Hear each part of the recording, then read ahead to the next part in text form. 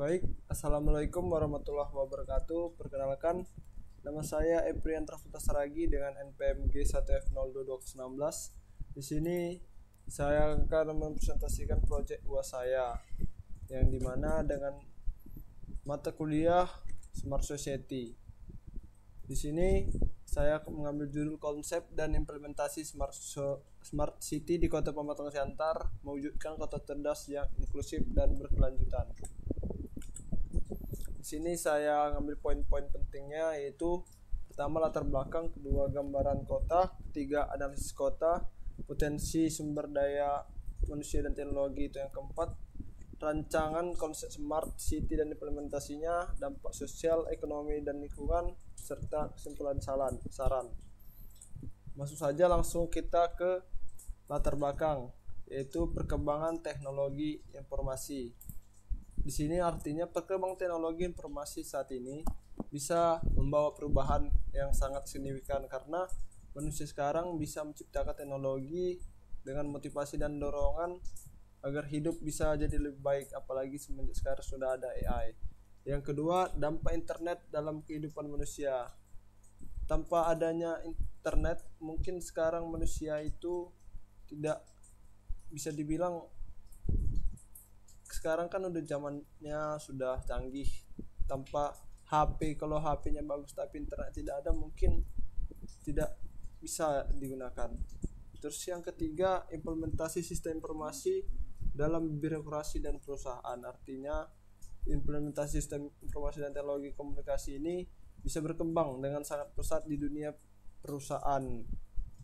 Hal tersebut bisa kita memunculkan ide besar berupa penciptaan tata kelola masyarakat, termasuk masyarakat perkotaan yang cenderung lebih siap dibandingkan dengan masyarakat pedesaan. Yang kelima, tujuan dan konsep smart city. Tujuan dan konsep smart city ini pentingnya di kemampuannya untuk meningkatkan kualitas layanan publik. Dengan memanfaatkan teknologi, mungkin pemerintah dapat memberikan layanan yang lebih cepat lah, transparan dan mudah diakses. Terus yang kelima, pentingnya smart city dalam meningkatkan layanan publik. Seperti yang saya sudah jelaskan tadi, konsep dan tujuan smart city-nya, yaitu bukan hanya tentang pengguna teknologi, tetapi juga bisa menciptakan kota yang inklusif, inovatif, dan adaptif terhadap perubahan zaman. Dan tata kelolanya yang efektif bisa juga memberikan peluang bagi kota-kota dimanapun, termasuk di Indonesia. Oleh karena itu, penting bagi pemerintah, masyarakat, dan sektor swasta untuk bekerjasama dalam mewujudkan smart city sebagai inovatif dalam pembangunan kota yang berkelanjutan. Kemudian kita masuk ke gambaran kota. Di sini kita bisa melihat gambaran kota dari Kota Pematang Siantar. Ini adalah simbolnya. Pematang Siantar, atau yang sering disebut oleh orang itu Siantar, mungkin moto kota ini itu diambil dari bahasa Batak, ya, berbunyi Sapangabe Panotok Hitei, yang artinya dalam ini termasuk bahasa Batak, yang artinya saling bergotong royong untuk mencapai tujuan yang mulia. Kemudian kita masuk ke luas wilayah. Luas daerah Kota Pematang Siantar ini dari data 2022 itu mencapai 79.971 km persegi, dengan wilayah administratifnya itu terdiri dari 8 kecamatan dan 53 kelurahan, yang dimana Kecamatan Senter Marimbun, Kecamatan Senter Marihat, Kecamatan Senter Setelasari, Kecamatan Senter Timur, Kecamatan Senter Utara, Kecamatan Senter Barat, Kecamatan Senter Selatan, dan Kecamatan Senter Martoba. Kemudian untuk jumlah penduduk pada Kota Siantar ini pada tahun 2020 itu mencapai 268.254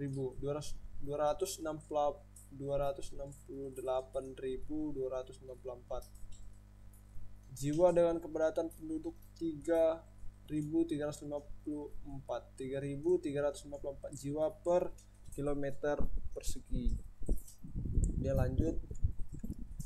Di sini kita masuk ke analisis kota, di mana terdapat 3 tantangan, yaitu tantangan ekonomi, tantangan lingkungan, dan tantangan sosial. Pertama kita akan membahas tentang tantangan ekonomi. Tantangan ekonomi pada kota center ini mungkin pertama itu dipengaruhi oleh kemiskinan, karena tingkat pendapatan, kesehatan, pendidikan, akses terhadap barang dan jasa, dan kondisi geografis. Yang kedua, inflasi di Pematang Siantar tercatat rendah, yaitu 0,58 pada Mei 2024. Yang ketiga, kemandirian fiskal Kota Pematang Siantar lemah dengan rasio anggarannya itu di bawah 0,2, karena kota ini juga masih bergantung pada transfer dana dari pemerintah pusat untuk meningkatkan apa yang perlu ditingkatkan pada Kota Pematang Siantar, yaitu peningkatan pendapatan asli daerah atau PAD. Yang keempat, sebanyak 60% tenaga kerja di Pematang Siantar bekerja di sektor informal. Artinya itu tidak mencerminkan ketidakstabilan ekonomi. Pemerintah fokus mengurangi pekerja di sektor ini. Potensi besar ada di industri manufaktur dan agribisnis, karena di Pematang Siantar itu masih banyak sekali lahan-lahan subur, dan industri lokal banyak itu kayak ladang, sawah gitu masih ada. Untuk memaksimalkan potensi yang nomor 4 ini diperlukan peningkatan teknologi pertanian dan infrastrukturnya. Kemudian analisis kota, yaitu yang kedua tantangan lingkungan. Yang pertama itu tantangannya mungkin di Pematang Siantar itu ada namanya pasar Horas ya. Banyak di pasar Horas terlihat tumpukan sampah sementaranya itu karena orang-orangnya masih minim, mungkin asal dibuang-buang aja. Mungkin masalah ini bisa disebabkan oleh rendahnya jumlah armada pengangkut sampah yang menghubungkan TPS ke tempat pembuangan akhir. Yang kedua, polusi udara di Pematang Siantar masih di atas batas aman menurut standar WHO. Polusi ini berasal dari kendaraan bermotor dan aktivitas industri yang belum dikelola dengan baik. Yang ketiga, banyak rumah tangga di Pematang Siantar yang masih kesulitan mengakses air minum yang aman. Kualitas sanitasi yang buruk juga menjadi masalah karena infrastruktur drainase-nya atau selokan yang belum optimal menyebabkan genangan air yang dapat meningkatkan risiko penyakit. Kemudian yang ketiga, tantangan sosial. Tantangan sosial yang pertama itu masih seputar kemiskinan, kebodohan, dan kriminalitas. Itu mencerminkan adanya patologi sosial karena kurangnya ruang untuk berekspresi dan berdiskusi di kalangan pemuda. Soalnya salah satu tempat di Kota Pematang Siantar itu dia jembatannya, di situ banyak anak pang, anak pengamen, situ kriminal semua itu kayaknya, anak bersabu-sabu gitu. 2. Krisis ekonomi dan pemutusan hubungan kerja menyebabkan banyak orang tua tidak mampu memenuhi kebutuhan hidup, yang membuat anak-anak terpaksa bekerja di jalan. Banyak dari mereka dieksploitasi dan kehilangan kesempatan pendidikan yang merugikan di masa depan. Mungkin karena orang tuanya sudah tidak mampu memenuhi kebutuhan hidup, mungkin orang tuanya tidak ada kerja, maka anaknya terpaksa bekerja di jalan. Itu mungkin menjadi tantangan sosial. Ketiga, meskipun Pematang Siantar kaya akan keragaman etnis dan budaya, tantangan dalam menjaga toleransi antar kelompok tetap ada. Masyarakat perlu mengembangkan sikap saling pengertian untuk mencegah potensi konflik berbasis agama atau etnis. Mungkin pada akhir-akhir ini saya ada mendengar cerita atau berita tentang adanya konflik antar agama Islam dengan agama Kristen dikarenakan Natal. Mungkin itu saya bisa menjelaskannya juga. Kemudian yang berikutnya, potensi sumber daya manusia dan teknologi. Di sini kita bisa lihat saja sumber daya manusianya. Di sini dapat kita lihat pengolahan sampah di Pasar Horas masih buruk, terlihat dari banyaknya tumpukan sampah di sekitar tempat penampungan sementara. Masalah ini disebabkan oleh rendahnya jumlah armada pengangkut sampah yang menghubungkan TPS ke tempat pembuangan akhir. Itu mungkin tadi sudah dijelaskan di masalah tantangan lingkungan. Kemudian kedua, teknologi informasi meningkatkan efisiensi pengelolaan SDM dan kualitas pelatihan serta pengembangan karyawan. Yang ketiga, pematang siantar memiliki 20.328 UMKM dan UMKB, terutama di sektor makanan dan minuman yang berkontribusi signifikan terhadap perekonomian lokal. IPM indikatornya mencapai 80,46 poin pada 2023, menunjukkan kemajuan dalam kesehatan, pendidikan, dan pendapatan. Yang kelima, tingkat pengangguran menurun dari 9,36% pada 2022 menjadi 8,62% pada 2023. Ini mungkin perbaikan pasar tenaga kerjanya mungkin sudah mulai banyak ini tenaga kerjanya yang muncul. Yang terakhir, pekerja UMKM dan UMKB pada Kota Pematang Siantar ada sebanyak 66.344. Di sini saya mengambil referensi dari Badan Pusat Statistik, di mana Pematang Siantar pekerja UMKM dan UMKB-nya itu digabung menjadi 66.344 dan UMKM dan UMKB-nya itu 20.328. Yang berikutnya, teknologi, infrastruktur teknologi, infrastruktur transportasi yang baik mendukung mobilitas, mengurangi biaya logistik, dan meningkatkan pertumbuhan ekonomi serta memperkuat konektivitas investasi. Mungkin transportasi di Siantar itu mungkin sudah cukup baik daripada di Bengkulu. Yang kedua, letak strategis Pematang Siantar sebagai pintu gerbang dan untuk membuka peluang untuk sektor transportasi dan jasa. Mungkin kita ketahui bersama bahwa Danau Toba itu mungkin sudah menjadi pariwisata yang terkenal di Sumatera Utara. Mungkin bisa dibuat seperti transportasi penyeberangan kapal, feri gitu. Mungkin sudah ada diterapkan. Dan banyak-banyak lagi transportasi listrik mungkin. Ketiga, pengembangan transportasi membantu UMKM dalam memasarkan produk lebih luas. Mungkin itu juga. Keempat, teknologi digital di pelayanan publik seperti di Dukcapil meningkatkan akses, efisiensi, dan transparansi. Mungkin dibuat sistem gitu. Yang berikutnya di sini saya merancang konsep smart society atau smart city dan implementasinya. Di sini saya mengambil yang pertama itu dari smart branding. Saya membuat aplikasi atau aplikasi mobile. Saya merencanakan atau merancang, yaitu deskripsinya sebuah sistem informasi cerdas berbasis mobile yang mengintegrasikan informasi destinasi wisata dan pelayanan kebutuhan wisatawan yang ada di Kota Pematang Siantar. Mungkin implementasinya, aplikasi ini menyediakan informasi tentang tempat wisata, kuliner, hotel, bank, tempat ibadah, dan rumah sakit di Pematang Siantar.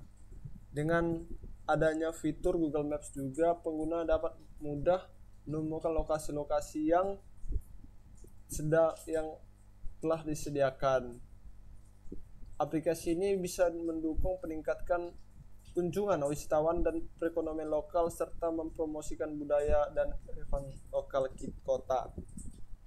Mungkin untuk pemangku kepentingannya yaitu pemerintah Kota Pematang Siantar, masyarakat, dan bisa juga swasta. Mungkin yang kedua itu ada smart living dari konsep smart city. Ada yang kedua smart living. Di sini saya merancang konsep smart city-nya yaitu area traffic control system di Pematang Siantar. Dikarenakan belum ada mungkin belum ada itu satu ruangan besar yang kayak di Jakarta, itu belum ada.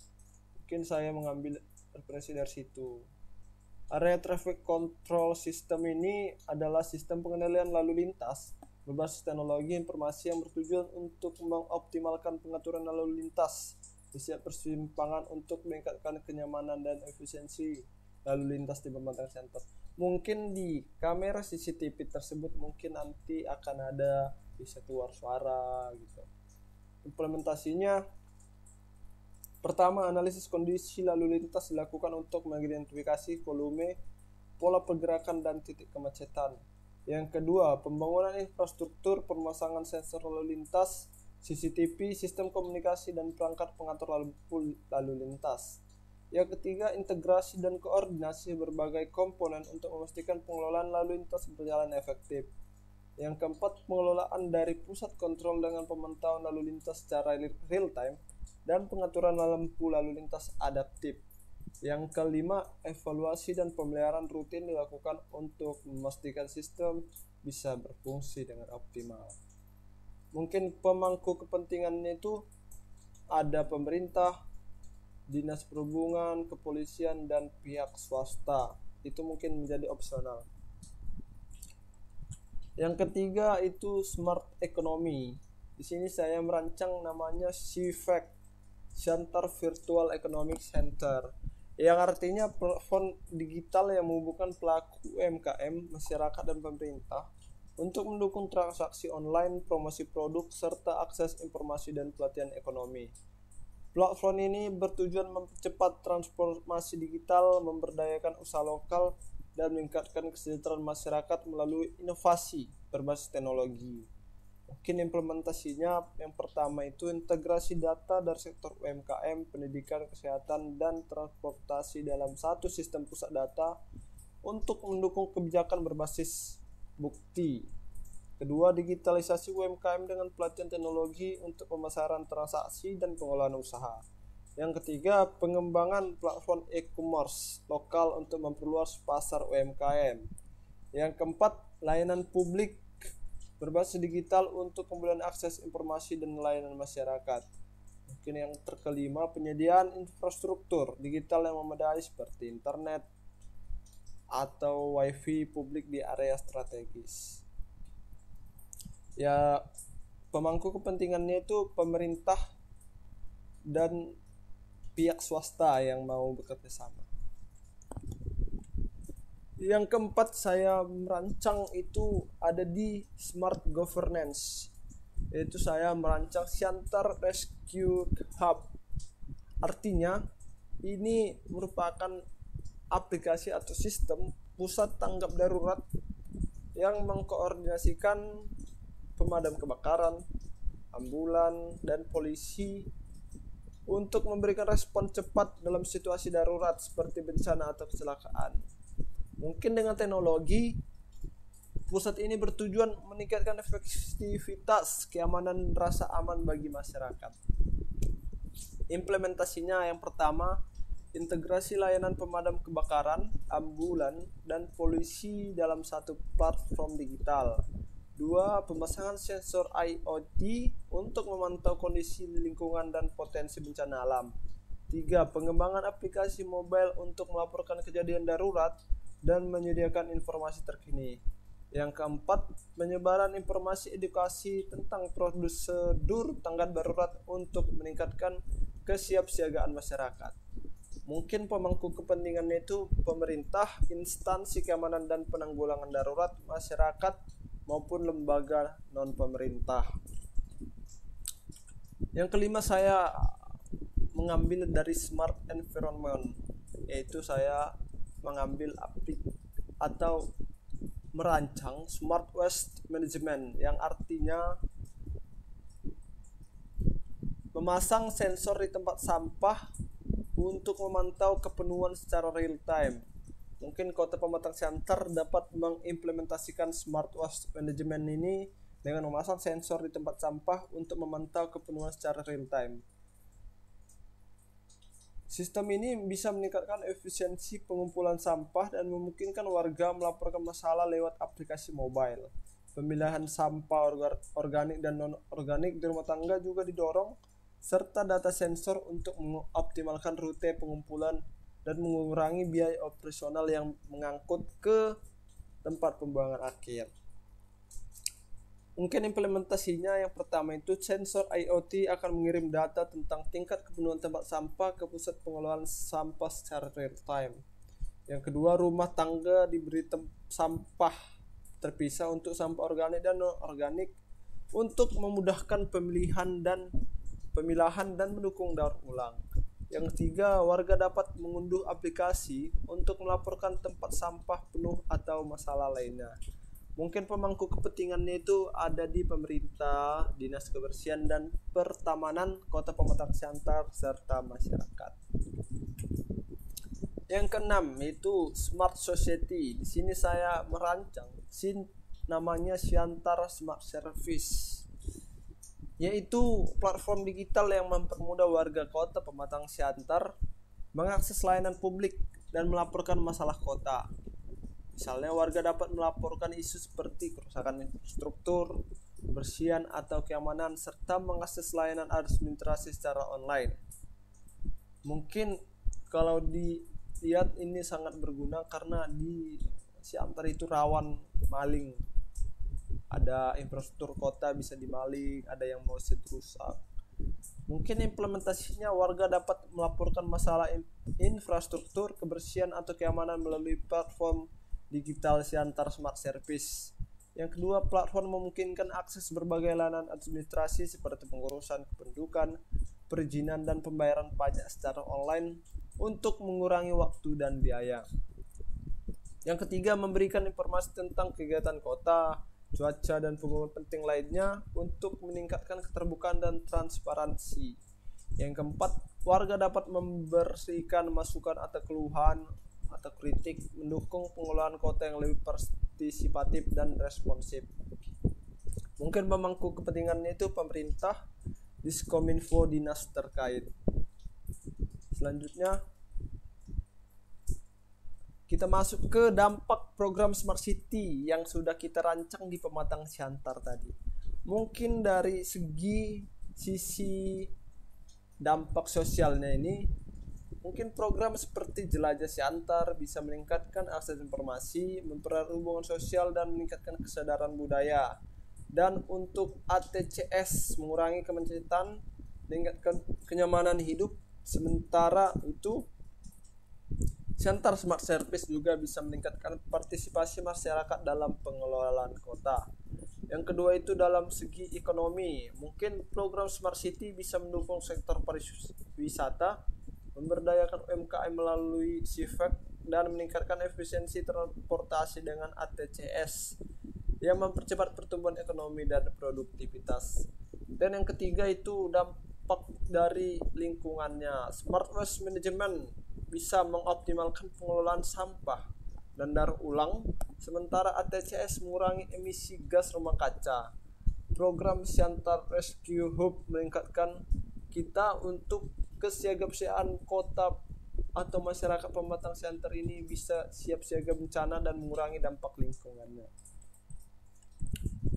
Mungkin kita masuk ke kesimpulan dan saran. Kesimpulannya, Kota Pematang Siantar mengimplementasikan berbagai inisiatif Smart City, yaitu tentunya tujuannya untuk meningkatkan kualitas hidup. Mungkin aplikasi Jelajah Siantar bisa mendukung ekonomi dan mengenalkan budaya lokal kita sebagai orang-orang Siantar, misalnya orang-orang Batak. Mungkin untuk ATCS tadi mengoptimalkan lalu lintas dan seperti SIFEK bisa mendigitalkan UMKM. Jangan cuman hanya jualan saja tetapi tidak didigitalkan. Dan Siantar Rescue Hub menyediakan layanan tanggap darurat cepat. Kemudian Smart Waste Management memantau sampah dan mendukung daur ulang. Sementara Siantar Smart Service mempermudah akses layanan publik. Mungkin semua inisiatif ini yang berenam tadi mungkin itu tujuannya menciptakan kota yang efisien, nyaman dan berkelanjutan. Yang sarannya untuk memastikan keberlanjutan Smart Society atau Smart City perlu adanya peningkatan infrastruktur digital, pendidikan digital bagi masyarakat, mendorong partisipasi aktif warga dan penguatan kolaborasi antar pemangku kepentingan. Mungkin langkah-langkah itu penting untuk menjaga efisiensi dan perkembangan Smart City atau Smart Society. Karena apabila kita banyak-banyak membuat program Smart City tapi infrastruktur dan pendidikan bagi masyarakatnya itu belum memadai, untuk apa dibuat Smart City-nya?